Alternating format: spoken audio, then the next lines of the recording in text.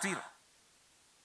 Et si vous quittez Médine parce que vous n'aimez plus la ville, vous êtes parti. Ce n'est pas parce qu'on vous a affecté ou bien vraiment vous avez déménagé. Mais vous quittez, alors il dit Dieu va vous remplacer par quelqu'un qui est mieux que vous. Subhanallah. Wallahi, cette ville-là, on doit l'aimer parce que la meilleure des créatures de Dieu, c'est là-bas qu'on lui a donné l'asile. Lorsqu'on l'a chassé dans sa ville natale, c'est cette ville-là qui va lui donner l'hospitalité. Le prophète, il est grand que les anges, il est grand que toutes les créatures de Dieu, mais il n'est pas Dieu. Il n'est pas le fils de Dieu. Il n'est pas le semblable de Dieu. Il n'a pas été créé de la lueur de Dieu. Il faut faire beaucoup attention, chers frères et sœurs.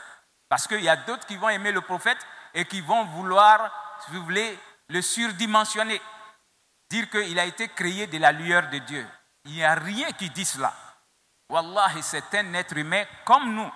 Mais la différence, c'est que Dieu a fait de lui la meilleure de ses créatures. Le prophète est plus grand que les anges que vous connaissez. Mais il n'est pas Dieu, il n'est pas fils de Dieu, il n'est pas semblable à Dieu. Wallahi, lui, il était fier de dire « Ana Abdullah wa Rasuluhu » je suis l'esclave de Dieu et son messager. Alors, c'est lui qui se retrouve dans cette ville. Wallahi, c'est pourquoi on doit aller dans cette ville. Alors, quand tu vas entrer dans sa mosquée, c'est sûr et certain que c'est là-bas, cet endroit-là, que Dieu a honoré parce que tu vas regarder dans le monde. On parle des messagers qui sont 313. Personne ne connaît où les autres sont enterrés avec certitude. Mais la tombe du prophète est connue avec certitude. Wallahi, c'est le seul, on peut dire, il n'y a pas de discussion. Sa tombe se retrouve à Médine. Et quand tu arrives à Médine, il faut entrer dans cette mosquée. Il n'a pas été enterré dans la mosquée. Il a été enterré dans sa maison. C'est bon de le savoir. Il a été enterré dans sa chambre. C'était comme ça. Quand tu rentres ici, tu es à la mosquée. Et quand tu vas de l'autre côté, tu es chez le prophète. Donc c'est la même chose. Alors, quand il est décédé, avec le temps, quand on a voulu faire l'extension de la mosquée, on ne pouvait pas déplacer le prophète. Alors, on a laissé sa maison et on a agrandi la mosquée.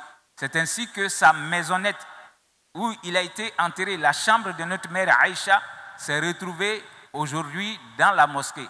Et donc, ça ne doit pas être un prétexte pour que toi, tu dises que si je meurs, qu'on m'enterre dans ma mosquée, parce que le prophète a été enterré dans sa mosquée. Non, tu as mal compris. En islam, on ne doit pas enterrer quelqu'un dans une mosquée.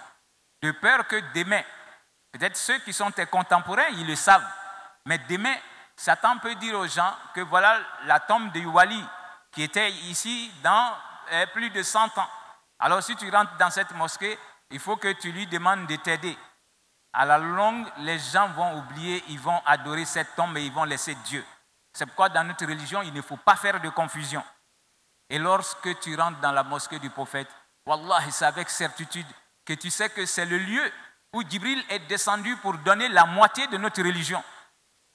Surat al-Baqarah, Surat Ali Imran, qui sont les plus longues sourates, ont été révélées à Médine au prophète sallallahu alayhi wa sallam dans cette mosquée et dans cette maison. Toi, tu te retrouves dans ce lieu, c'est un honneur pour le croyant. Et le prophète va nous dire Ma bayna bayti wa minbari rawdatun min riyadil jannah. Il dit l'espace entre ma maison et ma chair, alors cet espace-là est un espace, est un jardin du paradis. Subhanallah.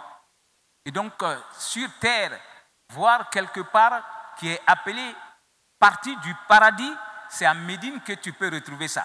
Il a parlé de Uhud, il vient parler de l'espace qui se trouve entre sa maison et sa chair. Et cet endroit-là, qui est appelé Raouda, quand tu rentres là-bas, c'est que Dieu déjà, il te promet qu'il va te donner son paradis. Sinon, tu n'allais pas faire l'effort d'aller jusqu'à voir cet endroit qui est représenté sur terre ici comme une partie du paradis. Et donc, c'est bon d'être guidé si tu es avec des gens qui connaissent Raouda. Alors, notre mère Aïcha va nous montrer un pilier, un endroit où il y a un pilier aujourd'hui. Il va dire que cet endroit-là est le lieu où le prophète faisait ses nafla. Quand il finissait de faire une prière obligatoire, s'il doit faire une prière surrogatoire, elle a montré, elle dit, c'est ici qu'il aimait faire ses nafla. Et il y a un autre endroit dans le même Raouda, elle va dire, c'est ici qu'il aimait mettre sa couchette quand il veut faire, l'i'tikaf.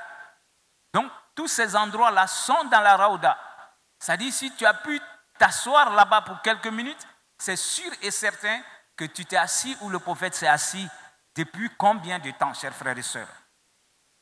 Et donc, cette mosquée, le prophète m'a dit, quand tu as eu une prière obligatoire dans sa mosquée, Dieu te donne 1000 récompenses divines pour une seule prière. Subhanallah.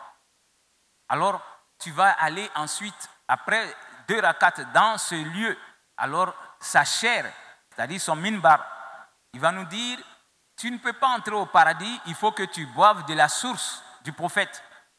Donc, sa source, il dit que son minbar est déjà sur cette source-là. Alors, cette source, si Dieu a fait que le prophète t'a donné de l'eau, tu as pu boire là-bas, c'est un signe pour dire que toi, tu vas entrer au paradis. Mais si tu n'as pas pu boire là-bas et qu'on t'a renvoyé, on a dit que tu ne peux pas boire de la source du prophète, ça c'est un mauvais signe le jour de la résurrection. Et donc cette source-là, le prophète dit, ça se trouve sous sa chair. Subhanallah. Alors, lorsque tu es devant le prophète lui-même, pour aller le saluer, parce qu'il est couché dans la chambre de notre mère, et derrière lui, tout juste, est couché Abu Bakr Siddiq. Et derrière Abu Bakr Siddiq est couché Omar. Quand tu es devant le messager d'Allah, tu fais la salat pour lui une fois. Allahumma salli ala Muhammad wa ala ali Muhammad wa sallim. Dieu et les anges, personne ne connaît le nombre des anges, eux ils vont prier pour toi jusqu'à 10 fois. C'est-à-dire les anges vont dire 10 fois, Seigneur, pardonne à ton serviteur un tel. Et Dieu va confirmer 10 fois qu'il t'a pardonné tes péchés. Une seule fois simplement, quand tu dis Allahumma salli ala Muhammad wa ala ali Muhammad wa sallim. Alors, quand tu es devant le prophète, tu dis Assalamu alaikum ya Rasulallah. Et puis ensuite, tu fais la salat ibrahimiyya. Allahumma salli ala Muhammad wa ala ali Muhammad. Kama sallaita ala Ibrahim wa ala ali Ibrahim innaka hamidun majid. Allahumma barik ala Muhammad wa ala ali Muhammad. Kama barakta ala Ibrahim wa ala ali Ibrahim innaka hamidun majid. Il y a plus de 4 versions. Donc la version qui est facile pour toi, tu l'as dit. Et après, tu salues Abu Bakr et tu salues Omar. Mais qu'est-ce que tu fais après? Ce que tu veux demander à Dieu, tu ne regardes plus le prophète, tu donnes dos au prophète et à ses 2 disciples, tu regardes la Qibla maintenant pour t'adresser à Dieu. Pour dire que quand on s'en va saluer le prophète, il faut savoir qu'est-ce que tu t'en vas faire. Parce que si tu ne sais pas, tu vas aller mettre à l'eau ta visite de Médine. Tu ne vas pas te mettre devant la tombe du prophète pour dire « Ah, le prophète, me voici. Hein, je suis venu avec mes problèmes, il faut que tu m'aides. » Wallah, quand tu fais ça, le prophète ne t'écoute plus et tout est gâté.